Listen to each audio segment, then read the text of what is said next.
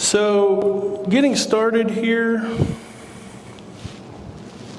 which one do I click?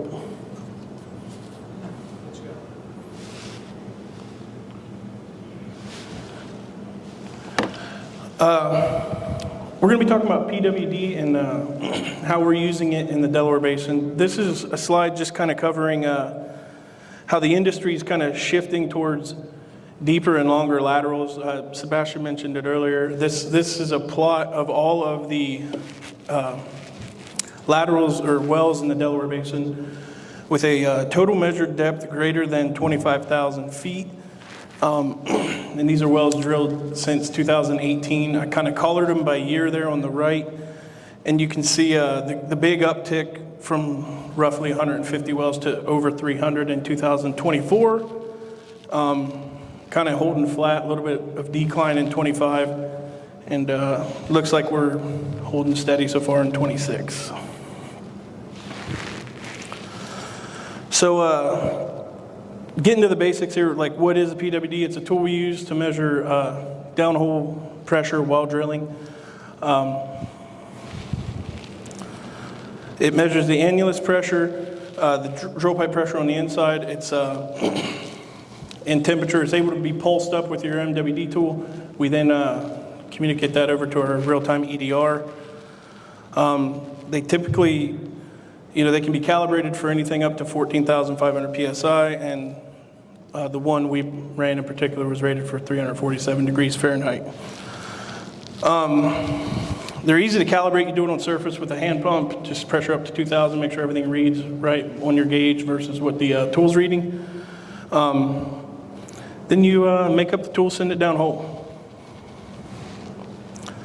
So kind of starting from the beginning here, why we decided to run it and what led to this decision. You can see here the well bore, how your hydraulics are looking. You have your drill pipe full of your drilling mud, annulus full of drilling mud, and a static state. Those two things are equal.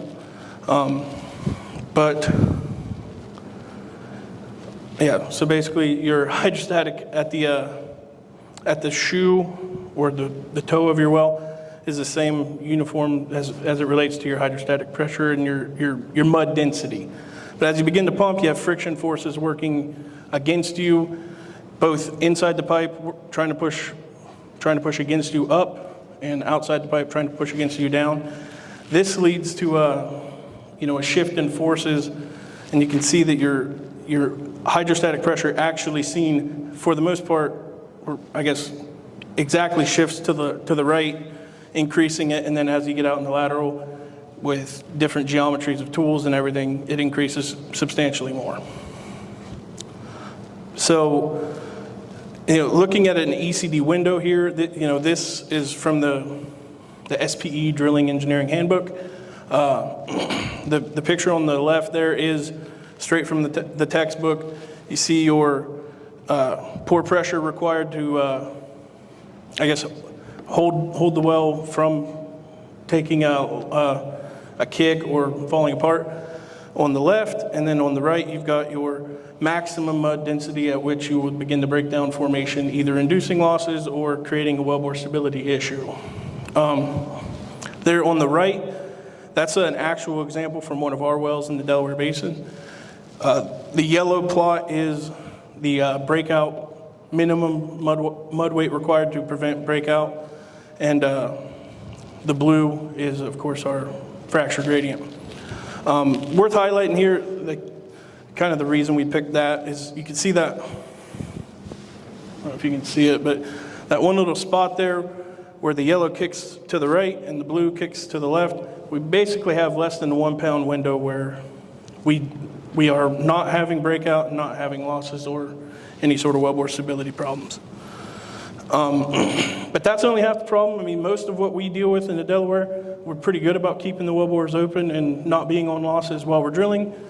Our problem comes when we shut the pumps off and begin to pull pipe out of the hole, because we're drillers, we want to do it fast and we want to do it cheap, so we pull too fast, and that will, of course, with the friction that we're inducing, causes the ECDs seen at the wellbore to drop, It's exacerbated by your BHA kind of pulling mud with you as you want to move up the hole. And as, for the most part, that is where our issues in the Delaware have come at Devon.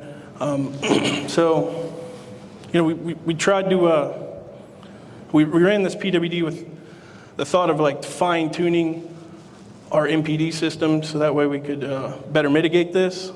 And kind of what we're getting into here, this is our ECD model that we use while we're drilling. The PWD data, shows what I basically told you. We're pretty good about it. Keep our ECDs actually seen to matching the model pretty good. Not exact. We're still kind of trying to figure out a way to model it a little bit tighter than that. But for lack of a better word, we can live with what we're getting right now.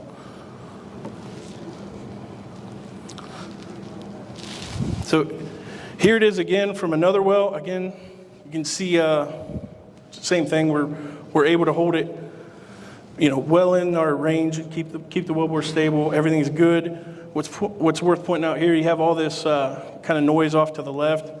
This was a wellbore where we were having some hole stability issues, and you can see our flow rates fluctuating as we're trying to circulate, trying to get things done. And that's kind of where you're getting all those, ancillary data points off to the left of the main graph there. But here's kind of where we had our biggest realization when we did this is in the swab mode. So that is our current mud weight. We strip holding a surface pressure that gives us, an equivalent mud weight while we're tripping out of the hole. We lay our models over it based on the trip speeds that we use. We're tripping anywhere from 150 to 200 feet per minute. We stay above the red line, or try to stay above the red line as best we can while we're tripping. That's the green line here.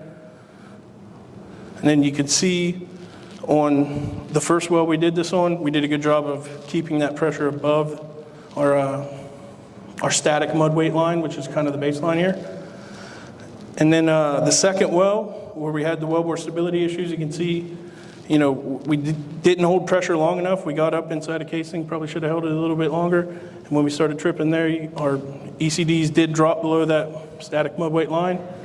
And that probably led to some wellbore stability issues that we had to fight while we were drilling. And that's it. Like, we're not trying to reinvent the wheel here. It's just, a modern use case we found for it. Like I said, we're just trying to get better. So we're trying to close the gap between our model and what we're actually seeing downhole. So I figure we'll run quite a few more of these to kind of close that gap and figure out what we've got to fine tune in the model. We're looking at a true MPD system as a possible solution here, especially for the swab mode. As far as drilling parameters go, I think ultimately we'd like to lighten the mud weight, save money on that if we can. But you got to be smart making that decision. So we're doing our best to use this model to see where that's applicable, where we can pull that lever. That's it.